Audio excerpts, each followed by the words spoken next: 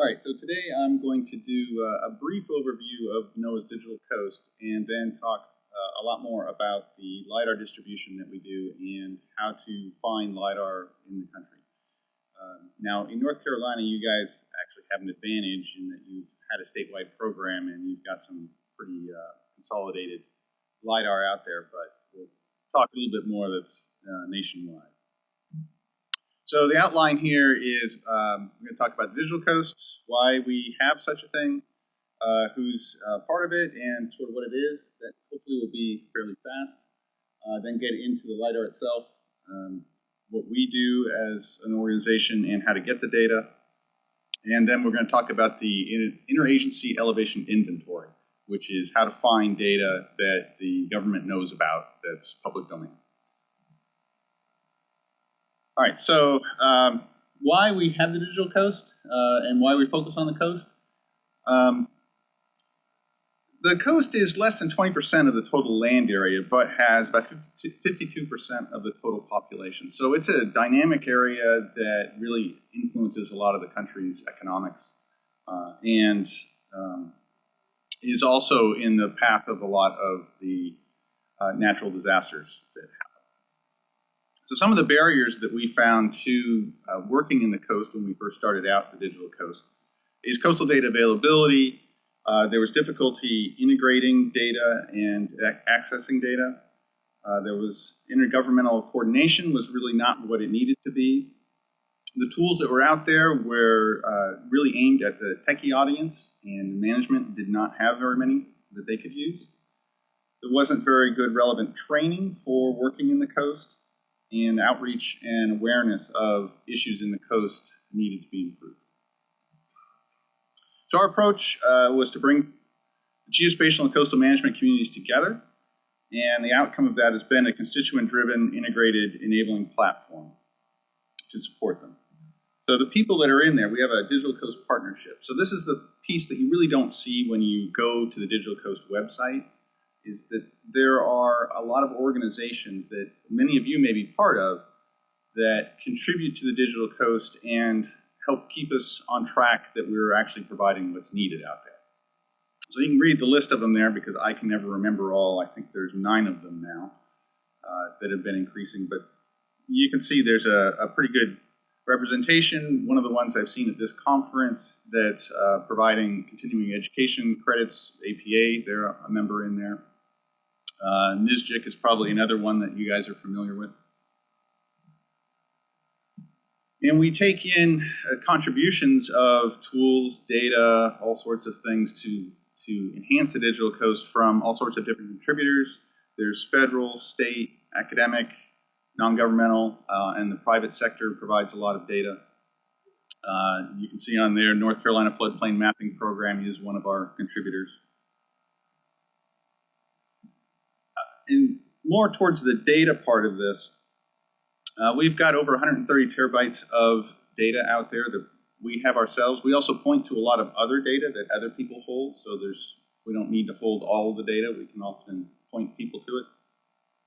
That 130 terabytes is a tough number to come up with because I get asked for that all the time, and a lot of that data is the Lidar data, but that number would be if it was uncompressed, and I do not store it uncompressed, so the amount of disk storage is actually less than that. There's over 600 data sets that have image services with them. So if you're used to using image services to view your data, bring it into ArcGIS or whatever your favorite package is, instead of actually downloading it, there are over 600 of them with that. And a bunch with web mapping services too. We also have land cover. If you use land cover, we do the coastal part of the National Land Cover data set. So we do the coastal set, send that to USGS. They roll up a couple classes, and that becomes part of the NLCD.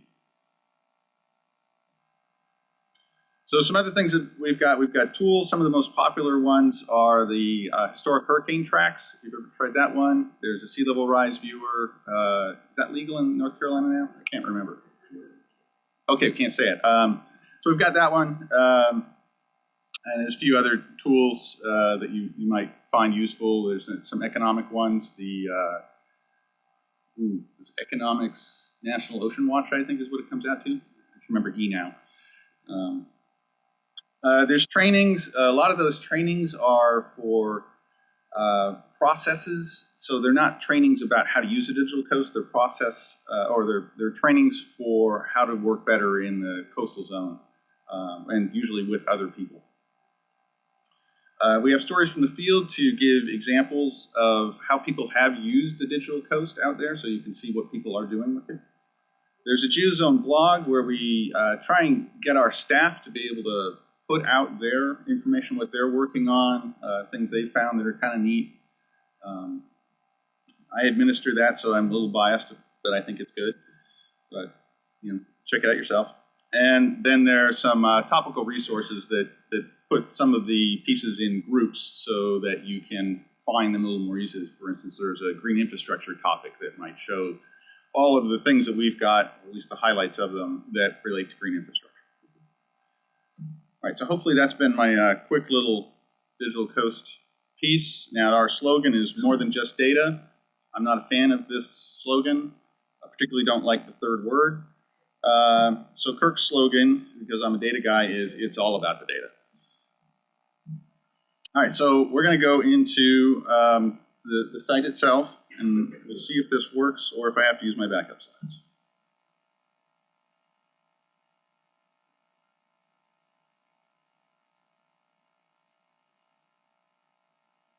We get a little, some notice down there at the bottom. I have no idea what it is. Okay, so there we go. The more than just data.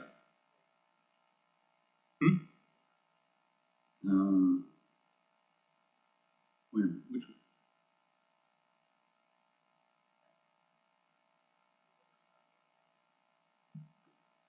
Oh, you're right.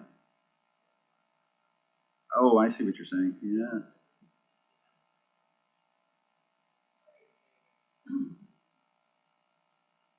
This is going to make steering a little harder. I hadn't anticipated that.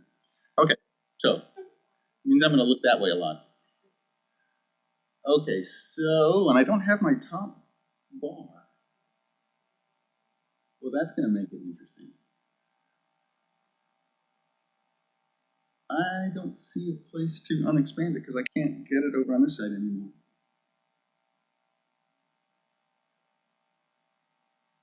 No? All right, well, we're going to pretend. So there would be a little menu bar up at the top that would give you hitting the data, and we're going to ignore that fact, and we're going to skip on. You would have come, if you hit that data, you would have come to our data registry, and that data registry is where you can search for all sorts of things. The Lidar is just one of the pieces you would find there. That's okay. We'll ignore that. It is odd, though. We'll see what I lose for the rest of it. So we'll go straight to the coastal LiDAR. So this little top 5 thing here, the coastal LiDAR one. So we'll skip the data registry, but if you landed in the data registry, there's also a little tag there that you want to go straight to the data access viewer. And that's where you would want to go if you want to get to the data that we actually hold. If you're looking for some of the other data, you want to stay in the data registry.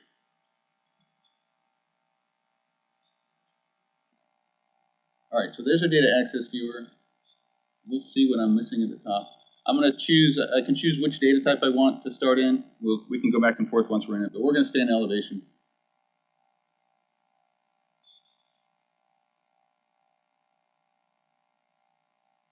I know I clicked that. All right. A little slower than I expected. Oh, we're missing some important things.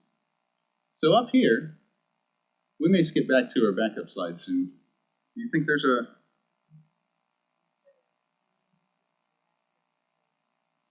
Well, it's only over there.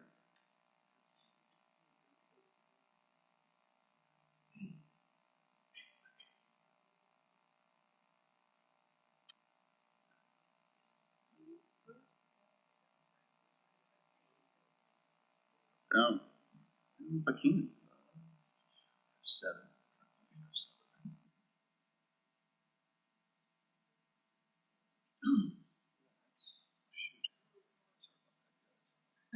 Should get into.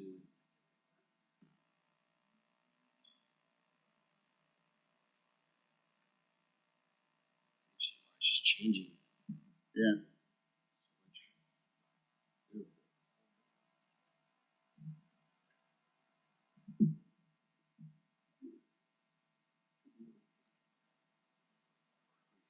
This will look great later online when you examine the thing. They've got.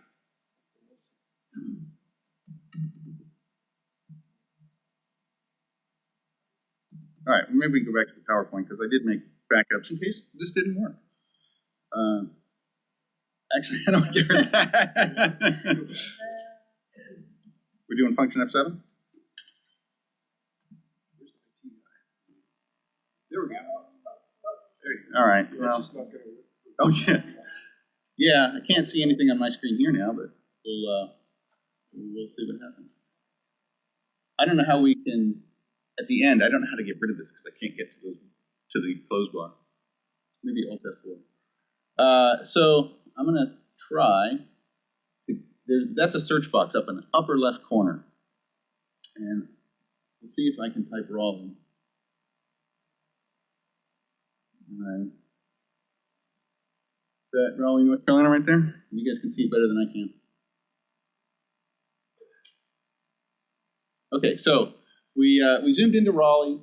It did a box, I can't remember the size, like 10 miles around because the service just gets us a point, and so we box around it. And you see on the right-hand side the data sets that we have for that area. Now, I was in the user interface meeting yesterday, and I kind of feel like this should all be self-explanatory if it was any good. But I'm gonna try and tell you the parts that people don't often pick up on, and they're a little bit hidden. So one of the things you can see at the very top one is the Phase 3 North Carolina statewide, the DEM that was done. Now you notice it says DEM on it, and the one right underneath looks almost the same, except it doesn't say DEM. And that's the point cloud one. If you go into the point cloud one, you can make DEMs. It will auto-generate them for you. But the one on top is the one that was already pre-made that Hope sent me. The other thing to notice is the second one has, you see this little red caution sign? And that's telling you that that area has too many points to do a custom download, that I'm not willing to process that many points. And the limit right now is 1.4 billion points. So it's, in my opinion, a pretty good size. It may increase in the future. It certainly has increased over time. When we first started this, the limit was 5 million. Well, what am I going to do about that? I want to get that data set, but maybe I don't need all that area. So there's really hard to see on the screen. There's a little blue box there that's supposed to have a symbol that looks like a pencil. So I'm going to click that tool, and I'm going to make a smaller box. All right, I'm not clicking the tool apparently. There's a box.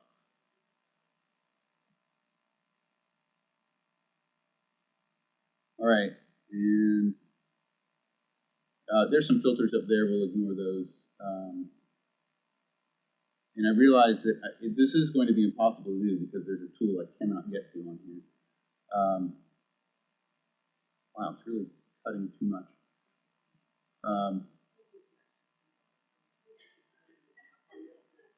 Yeah, that might work. All right. Well, we're going to look for first.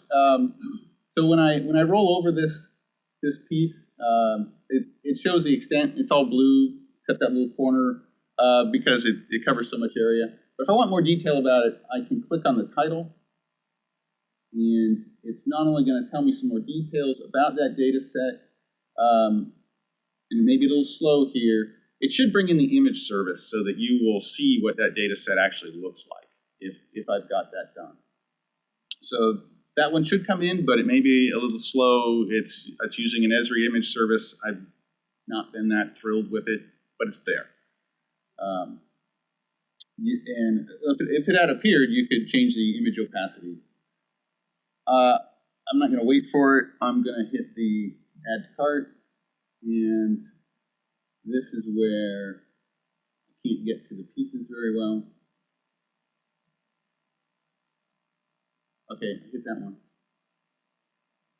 And there should be a little cart button.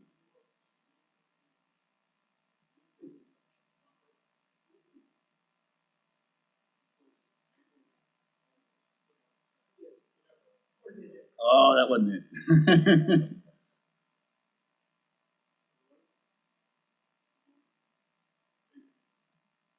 Okay, so, yeah, live demos.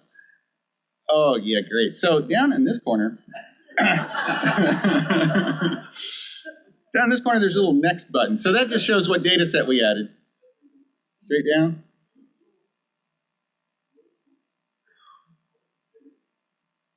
Okay, so you start to get choices here. I will definitely. Ooh, I'm really going to run out of time. So you get choices about how you want it, what projection you want it in, your zone. It should default to the right one for where the data is. You can change datums. Actually, on this one, you can't change datums. You can't change datums because you're not near the coast. So for the DEMs, it does have VDatum built in there. So if you're right on the coast, it'll let you pick tidal datums for the DEMs. If you had pulled in the point cloud, which I meant to do, you'd have a lot more choices in this box. You would have choices, more datums to choose from. You would have choices about what your output type is. So do you want points? Do you want a DEM? Do you want to generate contours? And then choices about, once you pick that, what output format do you want? If it's a raster, do you want a TIFF? Do you want to imagine? If it's point cloud, do you want LAZ or LAS? Go with LAZ because the download will be way smaller. Okay, so seeing my little clock here, I am going to move on from this. As you can imagine, you pick all these things, you give your email address and check what your responses, check that what you gave us was what you want, and then you submit it. It will go off, process it, and send you an email when it's done. You'll get a confirmation email saying, this is what we received from you. When it's done, you'll get a, okay, it's all done. Come pick it up. Okay, so I want to get out of here, so I'm going to do Alt F4. And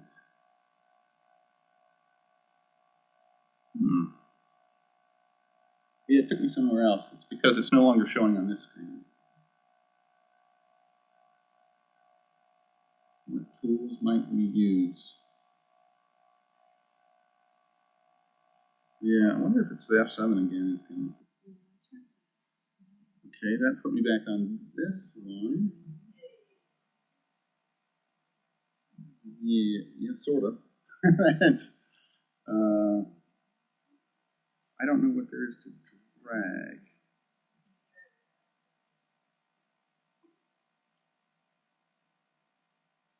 I don't think I can drag that. Oh, but I can skip through and you can see half of my slide.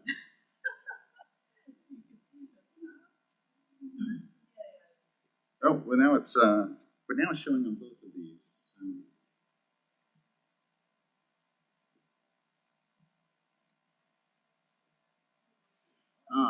Yeah.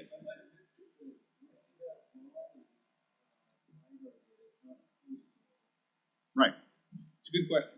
And one of the decisions that we had to make, because the statewide collections were happening, it didn't make sense to serve only part of a statewide collection, because then you're splitting up a data set. Right? So Hope is going to regard that data set as the North Carolina statewide data set. It's in multiple phases. So we made the decision for a state, if they're doing a statewide for coastal state, it made more sense for us to serve the whole state than to make an arbitrary split that made nobody happy. I think there is one very small data set in Nevada on a river, and it was just because, this is one of the first bathy pieces on a river. let's put that out there for people to play with. But otherwise coastal. Yeah, there is it depends on how you want to say coastal, because there is an Army Corps data set that goes up the Columbia River way into Idaho. But it starts at the coast and goes all the way up. Great Lakes are coastal. And yes, yeah, just because, yeah. Yeah. Because it has the Great Lake Champlain.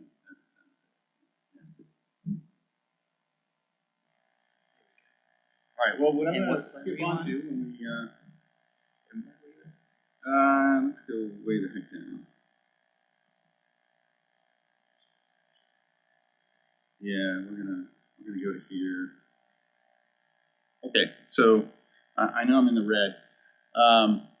So behind the curtain, this is what's going on. We've got Linux boxes that are doing the processing. There's only about 6 of them. I say reclaim there because I think they are all out of maintenance now. We get them cast off.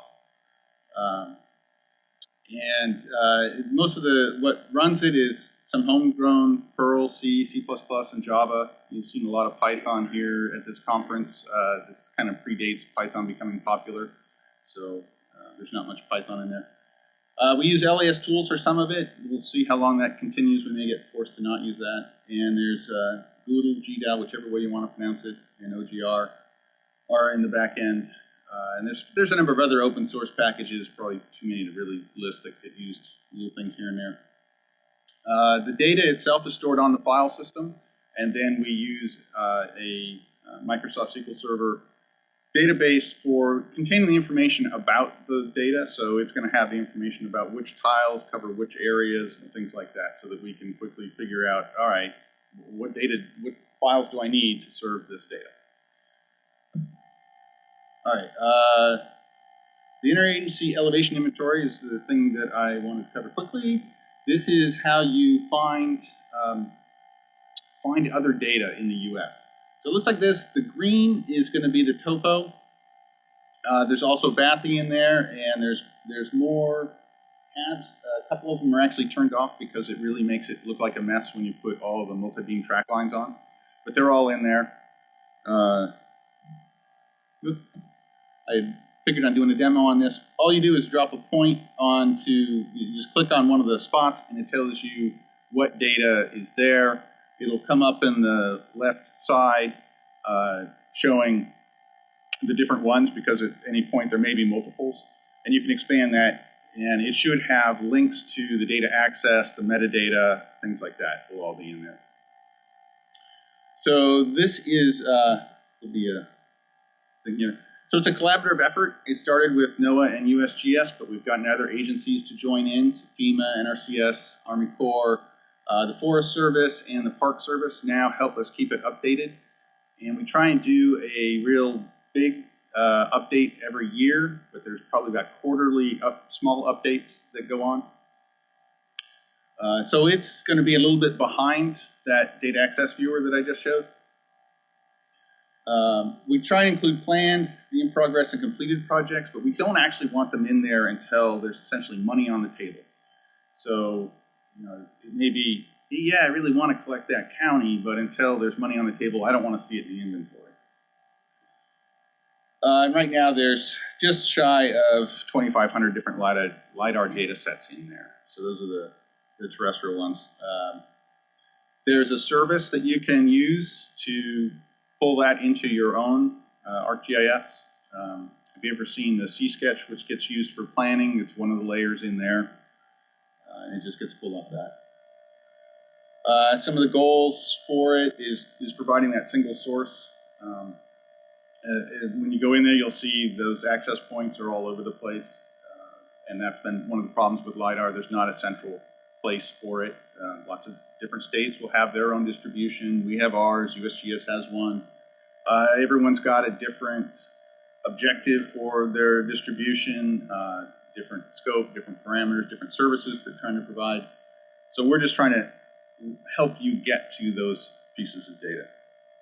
And that helps identify the data gaps, so where does data need to go, 3-depth, The 3D elevation program is using it for that. We try and prevent duplication of effort in collection so things don't get collected twice, and to encourage collaboration for future collections so that people know where they need to go. I think, since I'm way in the red, I will conclude at that point.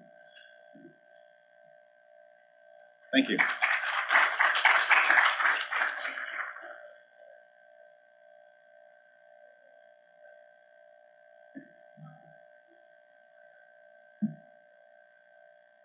For North Carolina? Yeah, Hope will cover that one. It will be available shortly after Hope gives it to me. Anything else?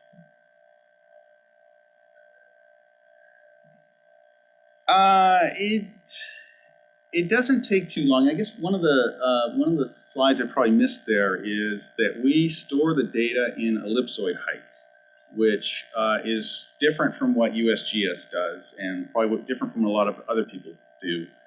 And the reason for that is that the geoid model, to bring it up to NAVD88, for a while anyway, was changing every 3 years. And in 2022, there's going to be a complete redo of the whole vertical data.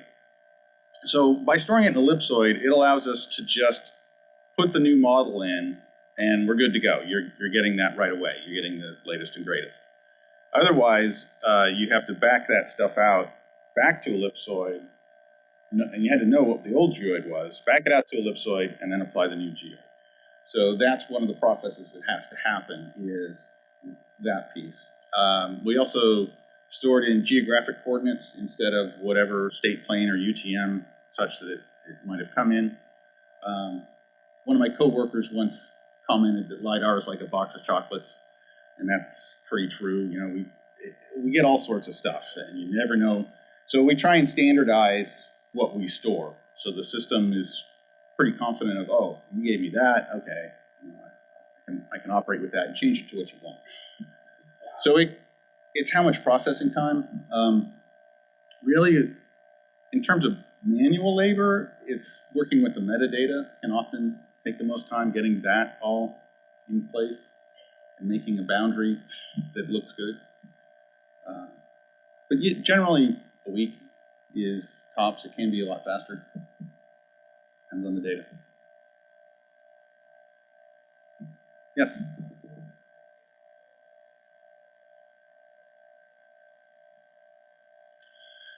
Then it would probably be determined a bit by what we use for our CCAP boundary. The Coastal Change Analysis Program land cover sets that sort of notion of what's the coast for us.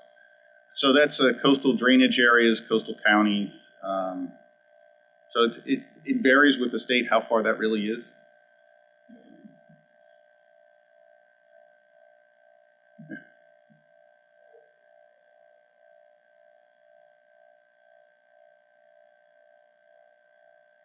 I couldn't quite get. Oh, now coast. I'm not sure I could tell you much about now coast, what it's running on now. This isn't associated with now coast, so yeah, I don't know the answer. And I neglected to repeat the questions as I was supposed to.